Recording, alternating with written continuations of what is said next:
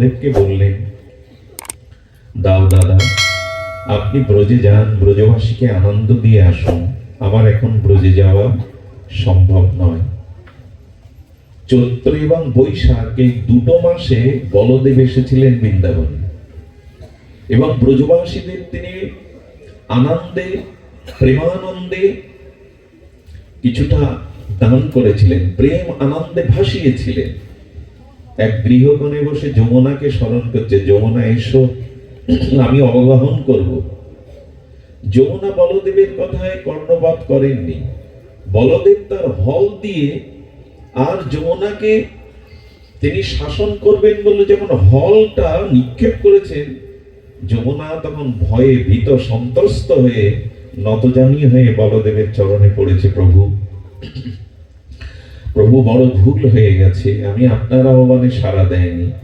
কিন্তু হল নিক্ষেপ করায় যমুনা আঁকাবাঁকা হয়ে গেছিল, এখনো যমুনা বড় বক্র আকারে।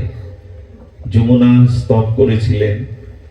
বলদেবের মধ্যে, লক্ষণের মধ্যে দেখবেন ক্রোধ জেগে উঠত, পুরুষত্ব মাঝে মাঝে জেগে উঠত। তো বলদেবকে সকলে ভয় পেলেও কৃষ্ণকে সহসা কেউ ভয় বলদেবের মতো পেত না। বলদেব কোথায় কোথায় হল তুলতেন। তো সেই শ্রীকৃষ্ণ প্রকটকালীন দ্বারকায় তিনি তখন দ্বারকাধীশ ভগবান। ঠিক সেই মুহূর্তে পণ্ডরিক আর তার মিতা কাশীদাস, এই কাশীদাস পণ্ডরিককে বলছেন, তুমি ভগবান সাজো। খুব অদ্ভুত কথা, স্বয়ং ভগবান প্রকটকালীন এরকম ঘটনা ঘটেছে। বলে তুমি ভগবান সাজো। বলে কি করে? বলে নকল হও, নকল ভগবান হও। চার হাত, দুটো হাত আর দুটো লাগাও মেশিন দিয়ে, যন্ত্র দিয়ে, প্রযুক্তি দিয়ে। হাতে শঙ্খচক্র গদা ধরো, গরুর তৈরি করো। এখন তো রোবট হচ্ছে, সবকিছু প্রযুক্তি দিয়ে গরুর তৈরি করো, উড়ে বেড়াবে। আর আমি পুরোহিত হয়ে জানাবো যে স্বয়ং ভগবান অবতীর্ণ হয়েছে। তো পণ্ডরী ওই নকল দুটি হাত বাড়িয়ে নিল, চতুর্ভুজ, শঙ্খচক্র গদা পদ্ম চক্র ঘুরছে। প্রযুক্তি কি না করতে পারে। আর একটি খাটের উপরে গরুর নির্মাণ করে সেই প্রযুক্তির দ্বারা উড়ে উড়ে চলেছেন। কাশীরাজ বলছেন, এই দেখো স্বয়ং ভগবান কাল স্বপ্নেতে আমাকে আদেশ করেছেন, উনি বৈকুণ্ঠতে স্বয়ং অবতীর্ণ হবেন জগৎ কল্যাণে। এই ঘন্টা নাড়িয়ে প্রচার। কিন্তু বিজ্ঞাপনের যুগ, বর্তমান যুগ হলো যে যত বিজ্ঞাপন করতে পারবে আর যে যার যত প্রচার করতে পারবে তার মহিমা তত বেশি। আর আমরাও তেমন, যেখানে বেশি প্রভাব দেখি, যেখানে বেশি ভিড় দেখি, ওইখানেই যাই। একবার আমি এক জায়গায় হরিকথা বলছি, কিছু লোক উঠে যাচ্ছে। কারণ জিজ্ঞেস করলে বললে, বাবা জল পড়া আনতে যাচ্ছে। কোথায় সেই মাঝে হয়েছিল না, ধনঞ্জয় কোথায় যেন,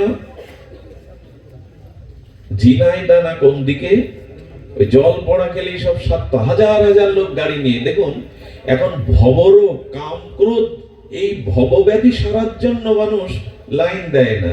যেখানে মাদুলি, জল পড়া, তাবিজ নিলে ব্যবসার উন্নতি হবে, ঘরে অমুক হবে, তমুক হবে, দেখবেন হাজার হাজার মানুষ সেখানে।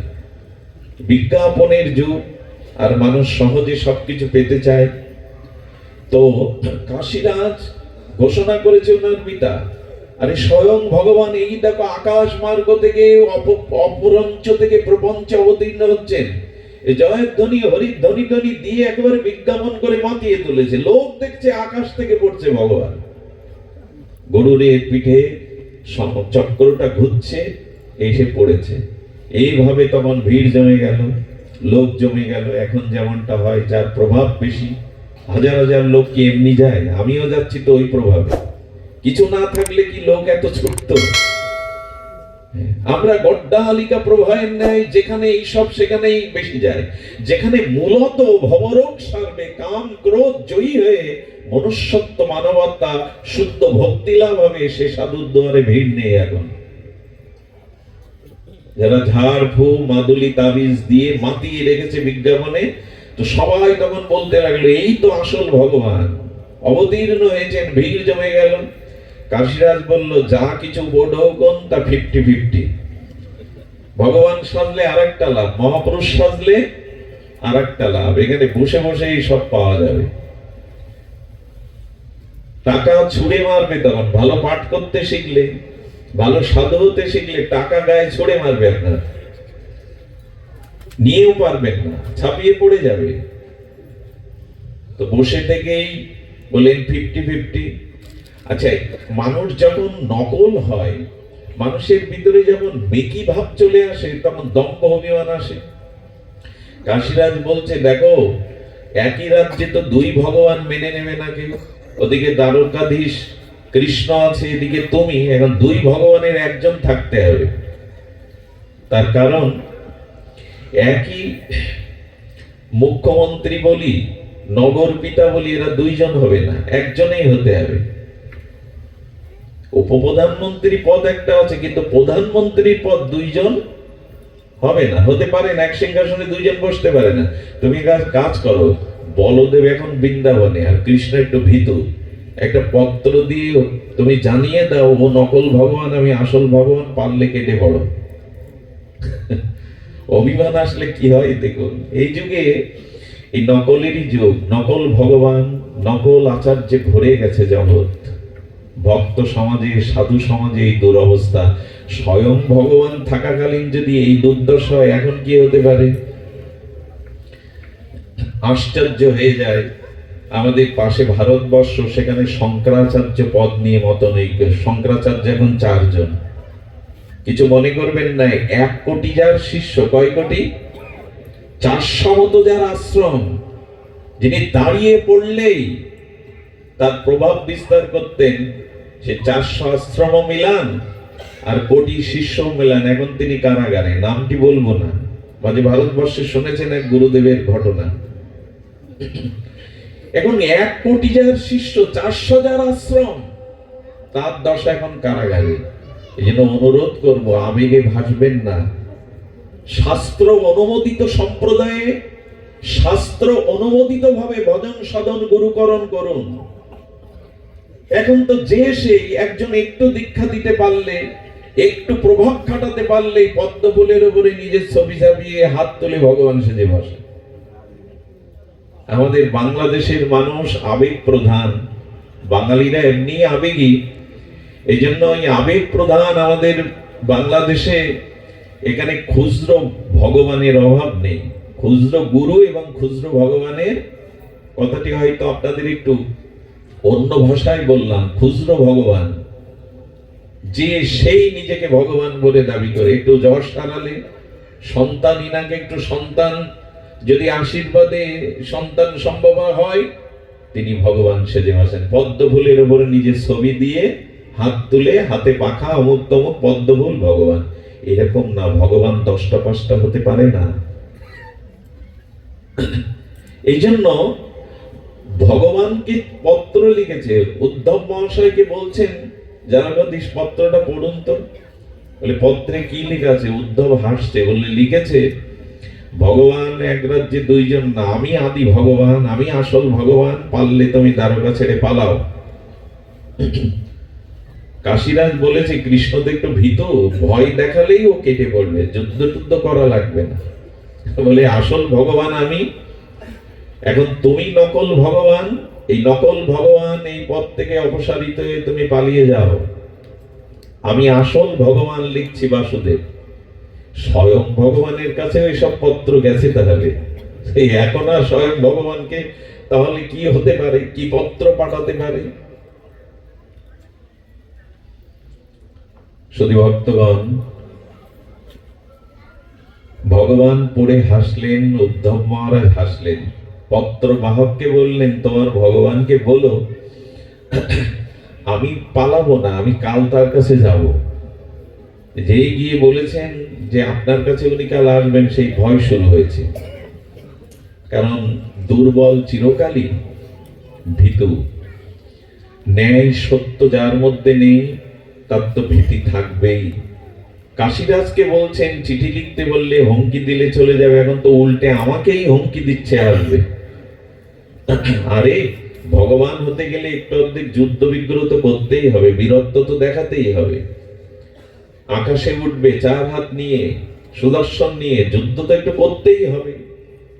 আকাশে উঠলেন, ভগবান সুদর্শন দিয়ে তাকে বধ করলেন, জগতে জানালেন এরকম ঘটনা তোমাদের বেলায়ও ঘটতে পারে, সমাজে ঘটতে পারে। এটা ভাগবতেরই ঘটনা, আমি মন করা গল্প শোনাচ্ছি না আপনাদের। স্বয়ং ভগবান থাকাকালীন যদি এই রূপ দশা হয়, এখন কি হতে পারে বর্তমানে। এই জন্য অনুরোধ করব, আবেগে প্রভাবে খুব বেশি হাজার হাজার পেছনে লোক চলে এরকম না। শাস্ত্র যেভাবে নিরূপণ করেছেন সদ্গুরুর লক্ষণ, সাধুর লক্ষণ, ভগবানের লক্ষণ, এখন এই ভগবান ভগবান করে করে সমাজটাকে দ্বন্দ্ব সংঘাতের মধ্যে আমরা নিয়ে গেলাম। এই জন্য ভগবান একমেব অদ্বিতীয়। শুধু ভক্তগণ, এই জন্য বর্তমান সময়ে আমাদের উচিত হবে শুদ্ধ শাস্ত্র নিরূপণে শ্রী গুরু চরণ আশ্রয় করা, পরম্পরা আশ্রয় করা। তার ছোট্ট একটা মন্ত্র দিয়ে আমরা জানবো যে গুরুদেব তার লক্ষণ কি, একটু ধ্যান দিবেন। এরপরে আমরা যার উদ্দেশ্যে আজকের এই ভাগবতীয় কথা, তার কিঞ্চিত জীবন চরিতমালা, আমি জানতাম না এটা বিজয় কৃষ্ণ গোস্বামী কুঞ্জ। এমন নিদ্রাজয়ী মহাপুরুষের এমনি একটি সুন্দর কুঞ্জ দেখেই মনটা ভরে গেছে। আমরা যৎকিঞ্চিত একটু আস্বাদনী ব্রত হব। তিনি এসেছিলেন নিদ্রাজয়ী একজন মহাপুরুষ, ভগবান দর্শনকারী পুরুষ। তার চরিত্রায়নে রূপায়ণে আমরা কিঞ্চিত সিন্ধু অমৃত থেকে বিন্দু আস্বাদন করব। তার পূর্বে বলি, সদ্গুরুর কিছু লক্ষণ এবং পরম্পরা ধারায় দীক্ষা নিন। যাকে তাকে ভগবান, যাকে তাকে শ্রী গুরু পাদপদ্মে বরণ করে জীবনে কিন্তু মূল লক্ষ্যে কেন্দ্রে পৌঁছানো যাবে না। আগেই বলেছি, বর্তমান সবকিছুই যেন একটা ঘোলাটে অবস্থার মধ্যে চলছে। দেখুন, সদ্গুরুদেবের লক্ষণে প্রথমেই যেটি বলেছেন বিশ্বনাথ চক্রবর্তী পাদ পদ্ম, সাক্ষাৎ রিক্তেন সমস্ত শাস্ত্রৈরূপ তথা ভাবত এব সাধ্বী।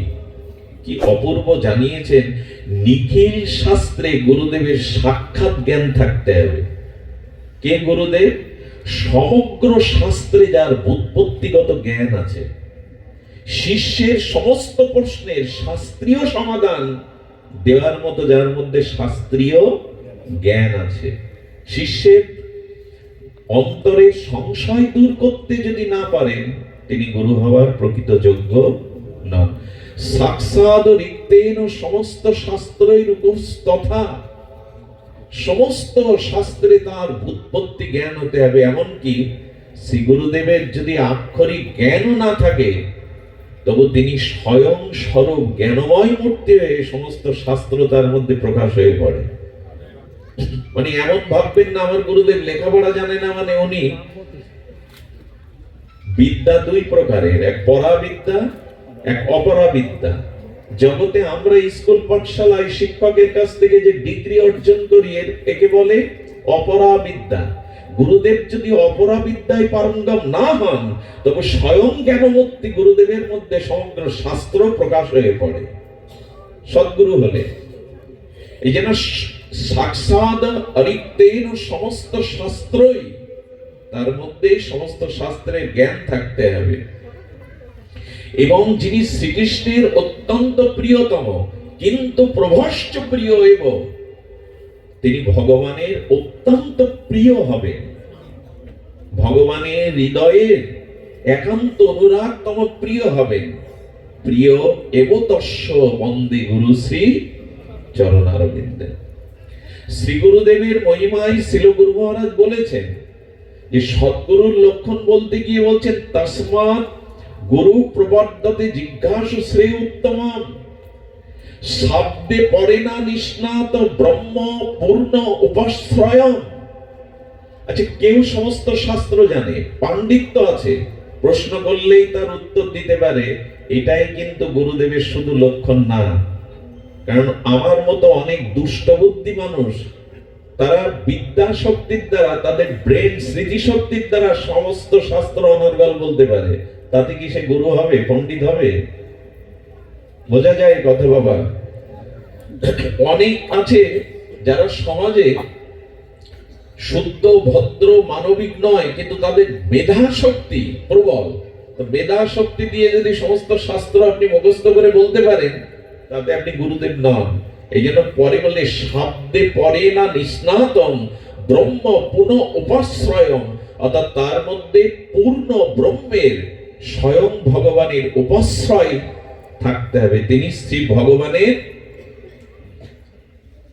উপাশ্রয়ম, তার মধ্যে স্বয়ং ভগবানের অপরোক্ষ মহিমা কৃপা শক্তি এগুলি থাকতে হবে, শুধু শাস্ত্রের দ্বারা নয়।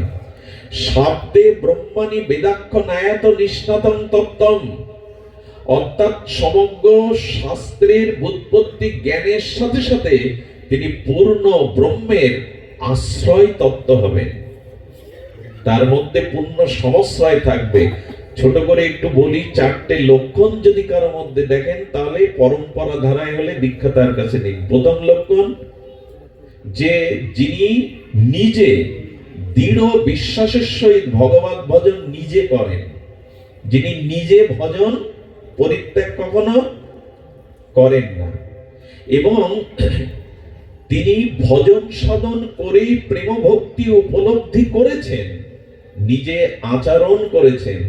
দ্বিতীয়, যিনি বেদ এবং বেদের ভাগবতের গূঢ় ভক্তি সিদ্ধান্ত নিপুণ ভাবে শিষ্যের মধ্যে সংশয় দূর করে জানাতে পারেন, এবং তিনি শ্রীকৃষ্ণের অহেতুক অপরোক্ষ অনুভূতি কৃপা শক্তি প্রাপ্ত হবেন, শক্তি সম্পন্ন হবেন, এবং যিনি কাম ক্রোধ লোভ হতে মুক্ত। এই 4টে লক্ষণ হলেই তার মধ্যে সদ্গুরুর লক্ষণ। লোভ কাম কামনা হতে যিনি মুক্ত, যার কুঞ্জে আজ আমরা বসে হরিকথার ভাগ্যপ্রাপ্ত হয়েছি, উনি আশ্রমে বসে একদিন নাম করছেন, নিদ্রাজয়ী ছিলেন। এই দিব্য মহাপুরুষ, ইনি ছিলেন নিদ্রাজয়ী মহাপুরুষ, ঘুমাতেন না। উনি আশ্রমে বসে বসে হরি নাম জপ করছেন, সাক্ষাৎ ভগবত দর্শন করেছিলেন। নাম জপ করতে করতে, ঘটনাটা বহুবার আমরা উল্লেখ করেছি, সম্মুখে দেখছেন কমলা দেবী, লক্ষ্মী দেবী। কমলা দেবী, তুমি এসেছো এখানে? কিন্তু উনি তো মহাপুরুষ, শাস্ত্রজ্ঞ মহাপুরুষ। উনি তাকিয়ে দেখছেন, এ তো লক্ষ্মী দেবী না, লক্ষ্মীর মতো অপরূপ রূপ। কারণ লক্ষ্মী দেবী হতে গেলে তার গলে প্রলম্বিত সদ্য প্রস্ফুটিত সুগন্ধময় পদ্ম ফুলের মালা থাকতে হবে, নাহলে তিনি লক্ষ্মী নন। লক্ষ্মীকে, কমলা দেবীকে চেনার উপায় হলো সদ্য প্রস্ফুটিত সুগন্ধমণ্ডিত প্রলম্বিত, অর্থাৎ জানু পর্যন্ত লম্বা পদ্ম ফুলের মালা গলায় থাকতে হবে, নাহলে তিনি লক্ষ্মী দেবী। দেখছেন পদ্মের মালা গলায় নাই। উনি ধ্যান করে জানতে পারলেন উনি লক্ষ্মী দেবী না। ওনার আশ্রমে এক শিষ্য, তিনি কামের চিন্তা করছিলেন, পর স্ত্রীর প্রতি মোহগ্রস্ত হওয়ায় পর স্ত্রীর চিন্তা করছিলেন। আর ওই যে সুন্দরী রূপ ধরে এসেছে, ও অশরীর কোন প্রেতাত্মা, যাদের আত্মাগুলো আত্মহত্যা করে, অতি পাপ করে মারা যায়, তাদের আত্মার উদ্যোগতি হয় না। তারা বিভিন্ন রূপে তাদের যে অতৃপ্ত বাসনা, তাদের যে ভোগ বাসনা, তারা কারো শরীরের মধ্যে প্রবেশ করে এই ভোগ বাসনাগুলো পরিপূরণ করে। একটু কথা বলি, ভগবত চিন্তন না করলে কিন্তু ক্ষতি হবে। ভগবানের চিন্তন মনন হরিনাম আশ্রয় না করলে, নিত্য নিরন্তর সতের সাথে যুক্ত না থাকলে ক্ষতি কিন্তু হবে। কারণ এই আত্মহত্যাকারী অশরীরী অপবিত্র অতৃপ্ত আত্মাগুলো ইথাত্তরঙ্গে ঘুরে বেড়ায়। ওরা কোথায় ঢুকতে চায় জানেন? যে ভগবত চিন্তা সৎচিন্তা ভুলে কামনা বাসনা কুচিন্তায় রত, সর্বদা ভোগে রত, তারা নিঃশ্বাসের মধ্যে লোমের মধ্যে দিয়ে তার শরীরে প্রবেশ করে তার অভীষ্ট ভোগ বাসনা আপনার দ্বারা করিয়ে নেয়। মানুষ মাঝে মাঝে এমন কাজ করে বসে, কিছুক্ষণ পর শান্ত হলেই বিবেকের কাছে প্রশ্ন করে, আমার দ্বারা এই কাজ হলো কি করে? আপনার দ্বারা হয়নি। ওই অসৎ চিন্তার ফল এটি, কুচিন্তার ফল এটি। আপনার মধ্যে প্রবেশ করে অশরীরী অতৃপ্ত আত্মা তার ভোগ তার ক্রিয়া করে নিয়েছে। এই জন্য খুব সতর্ক থাকবেন। মানুষ বাড়ি তৈরি করে, ইটের উপর প্লাস্টার করে, তারপর পেন্টিং করে। কেন করে জানেন? ইটটা আগলা রাখলে নোনা ধরবে, ওতে ছত্রাক গিয়ে জন্মাবে। খালি ইট পেলে, খালি জায়গা পেলে কিন্তু ছত্রাক এসে বসবে। যখনই মন ভগবত চিন্তা, হরিনাম ছেড়ে দেবে, তখন এই অপবিত্র চিন্তাটা, অসৎ চিন্তাটা আপনার স্মৃতিতে ঢুকে যাবেই যাবে, সেই আপনাকে বিপদগামী করবে। ওই যে কামের চিন্তা করছে, ও এসেছে ওর শরীরে ঢুকবে বলে, ভেতরে ঢুকতে পারছে না কেন জানেন? বিজয় কৃষ্ণ গোস্বামী পাদপদ্মের মতো মহাপুরুষ হরিনাম করছে বসে বসে, তার সামনে দিয়ে যাওয়ার ক্ষমতা ওর নাই। কিছুক্ষণ পর চলে গেল। এরকম মহাপুরুষ ছিলেন উনি। কিছুক্ষণ পর বিদায় নিল। এই জন্য ভগবান চিন্তা কিন্তু আমাদের করতেই হবে। ক্ষতি হয়ে যাবে, হানি হয়ে যাবে, মহতি বিনষ্ট হয়ে যাবে। এই জন্য তস্মাৎ সর্বেষু কালেষু মমনুষ্বর যুদ্ধ চ। গীতাতে ভগবান বললেন সর্বদা আমাকে স্মরণ করো। তস্মাৎ সর্বেষু কালেষু মমনুষ্বর, আমাকে স্মরণ করো। সতত কীর্তন্ত মাং, গীতার এই মহাবাণী, সর্বদা আমার চিন্তা করো। আমার নামের চিন্তা, আমার রূপের, আমার লীলা, আমার ধামের, যে কোনো ভাবে আমার সাথে যুক্ত থাকো। নাহলে কিন্তু ওই অসৎ চিন্তার দ্বারা ওই পথ দিয়ে তোমার ভিতরে ধ্বংস নেমে আসবে। একটা মুহূর্তের, অশুভ মুহূর্তের একটা কুচিন্তায় আপনার জীবন শেষ করে দিতে পারে। একটা অসতর্কতম মুহূর্তে আপনার ভিতরে ক্ষণিকের আবেগ, ক্ষণিকের কুচিন্তা আপনার পুরো জীবনটাই নষ্ট করে দিতে পারে। সাবধান আর আমরা হয়েছি, সাবধান আর আমাদের হয়েছে। এই জন্য গুরুচরণ আশ্রয় না করলে, যদি শ্রীগুরু পাদ পদ্মে আমাদের যথাযথ নিষ্ঠা রুচি না থাকে, তাহলে কিন্তু পার পাবো না। এক শিষ্য 6 মাস ধরে জঙ্গলে তপস্যা করেছে। শুনুন গুরুদেবের কি মহিমা। 6 মাস ধরে যখন তপস্যা করেছে, এই সমাজ তপস্যার করার পরে এই সমস্ত গায়ে মাটি টাটি জমে গেছে, লতা পাতা এসে ঘিরে ধরেছে, হাড়গুলো কেবল আছে। উনি উপলব্ধি করলেন আমার মধ্যে কাম নাই। কি উপলব্ধি করলেন? কাম সাধনার দ্বারা জয় হয়। শ্রীগুরু পাদপদ্মে প্রণাম করে বলছেন, আপনার আশীর্বাদে সাধনায় আমি কাম জয় করেছি। গুরুদেব হাসছেন, বলেন কাম জয় নিজের সাধনার বলে হয় না। দেবতা মনি ঋষিরাও স্খলিত হয়ে পড়ে। গুরু কৃপা ব্যতীত কারো কাম জয় সম্ভব। গুরুদেবের বাক্যটা নিজে সাধন করেছে, তো নিজে ভজন করেছে, মেনে নিতে পারছে না। শিষ্য গুরুদেবের সামনে তর্ক করতে পারেন না, কিন্তু মন থেকে মেনে নিতে পারলেন না। ওনার সিদ্ধান্ত সাধনার দ্বারা কাম জয়। কেউ যেন কখনো মনে করবেন না আমি নিজ চেষ্টায়, ভজনের দ্বারা, আমার নিজ প্রচেষ্টার দ্বারা, নিজ পুরুষত্বের দ্বারা আমি কাম ক্রোধ জয় করতে পারবো। সম্ভব না। একমাত্র শ্রী গুরু করুণা হলে, আর গুরু বলতেই সাধু গুরু বৈষ্ণব তিনে এক। সাধু গুরু বৈষ্ণব, এদের কৃপা ব্যতীত কাম জয় হবে না। শিষ্যটির মনে 3 মাস যেতে না যেতে হঠাৎ কামের উদয় হলো। গুরুদেবেরই ইচ্ছা। এমন হলো 2 দিন উপবাস করে ঘরে দৌড় দিয়ে আছে, কিন্তু কাম যাচ্ছে না। উনি কি করেছে জানেন? সহ্য না করতে পেরে কামের তাড়নায় পীড়িত, তাড়িত হয়ে পতিতালয়ে গেছেন। পতিতা সুন্দর বেশ ধরে তার সামনে যখন একটা জল ফলের থালা এনেছেন, পতিতার মুখপানে তাকাবার সাথে সাথে দেখছেন ওখানে পতিতা দাঁড়িয়ে নেই, শ্রী গুরুদেব দাঁড়িয়ে আছেন। শ্রী গুরুদেব দাঁড়িয়ে আছেন। দৌড়াতে দৌড়াতে উনি শ্রী গুরুদেবের চরণে এসে কাঁদছেন, আর চরণ ধরে বললেন, শ্রী গুরুদেব, সাধনার দ্বারা কাম জয় হয় না, হয় গুরু কৃপার দ্বারা। শ্রী গুরুদেব সর্বদা আপনার দিকে দৃষ্টি দিয়েছেন, পতন হতে দেবেন না, হাত ধরেই তিনি পার করে দেবেন। এই জন্য সর্বদা গুরু শরণ। আজকে আমাদের অর্থ বল আছে, আজ আমাদের ক্ষমতার বল আছে, জনবল আছে, কিন্তু একটি বল না থাকলে সবই দুর্বল প্রাপ্ত হবে, সবই ধ্বংস হবে। সেটা কারো যদি গুরু বল না থাকে। সব থেকে বল হলো শ্রী গুরু বল। যার কাছে গুরু বল নাই, সে পৃথিবীতে অনর্থের হাত থেকে রক্ষা পাবে না। বিজয়ী হতে গেলে শ্রী গুরু বল লাগবে। এই জন্য অর্জুন শঙ্কা হলেও কৃষ্ণকে বলেছিলেন, শিষ্যাস্তে মাং সাধিমাং তাং প্রপন্নম। আমি এখন তোমার সখা নই, বন্ধু নই, আমি তোমার চরণে সমর্পণ করলাম, আমি তোমার শিষ্য, আমাকে আমার কর্তব্য জ্ঞান আলো দাও। শিষ্য শরণাগত না হলে কৃষ্ণ একটা উপদেশ অর্জুনকে শুরু করেননি।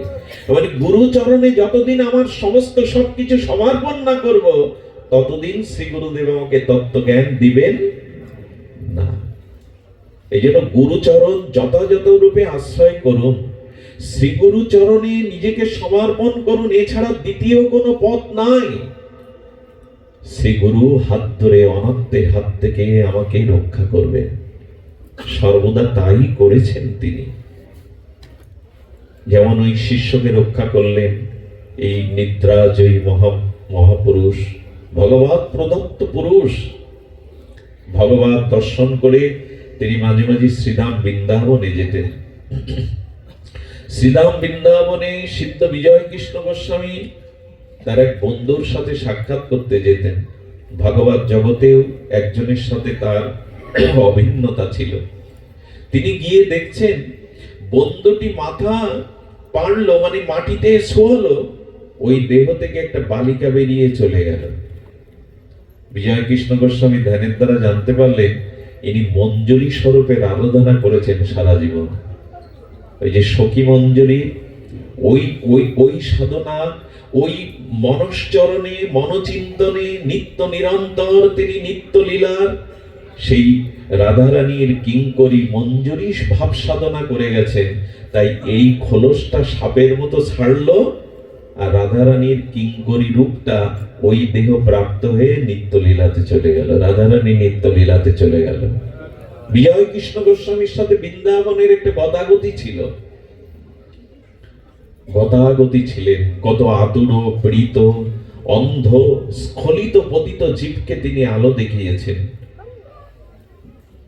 এই মহাপুরুষের দিব্য জীবনের যে আলোর বিচ্ছরণ, তাতে আমাদের মতো তাপিত পীড়িত স্খলিত কত মানুষ ভক্তি প্রেম লাভ করে প্রগতির পথে গেছেন। এনারা ছিলেন এই জগতে চিহ্নিত ভগবানের মুক্ত পুরুষ, মহাপুরুষ।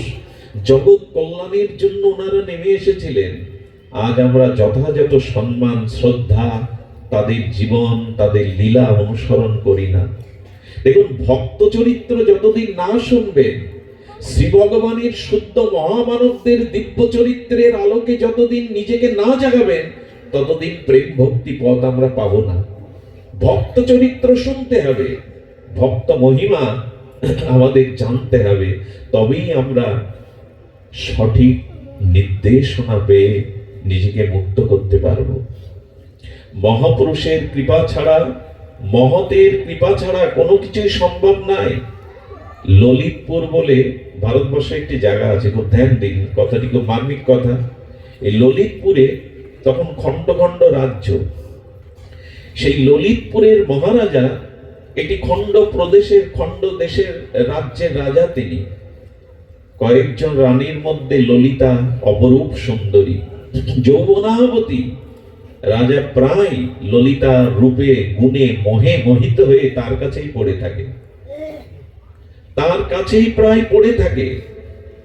ললিতার প্রতি রাজার যে মোহ, ললিতাও রাজার এই প্রীতি ভালোবাসা মোহে উজাড় করে দিয়েছে রাজাকে।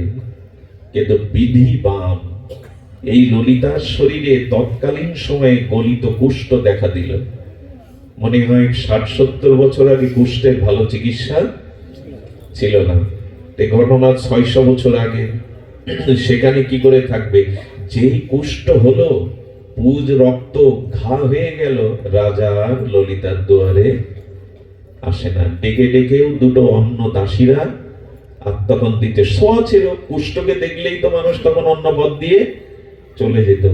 ললিতা বসে বসে ভাবছে, আমি তো সেই ললিতা, আমি তো সেই মহারানী, কিন্তু এখন কেউ আমার দাসীও আমার কাছে, তবে কি এই রূপটাই যৌবনটাই সব? মানুষের ব্যাধি আসার দরকার আছে, দুঃখ অপমান আসারও দরকার আছে, নাহলে ভগবান জগতে এটা দিতেন না। দুঃখ না এলে, ব্যাধি না এলে, কলঙ্ক না এলে, অপমান না এলে মানুষ সংশোধন উপদেশে এই যুগে হবে না। এ দুষে যতই ভালো ভালো উপদেশ দেন, উপদেশে যুগের মানুষের বিবেক বিচার খুব বেশি জাগবে না। যদি সে কলঙ্ক পায়, অপমানিত হয়, রোগগ্রস্ত হয়, ধন শূন্য হয়, ঐশ্বর্য শূন্য হয়, তখন তার বিবেক জাগবে। এই যুগের মানুষের উপদেশে খুব বেশি চেতনা জাগে না।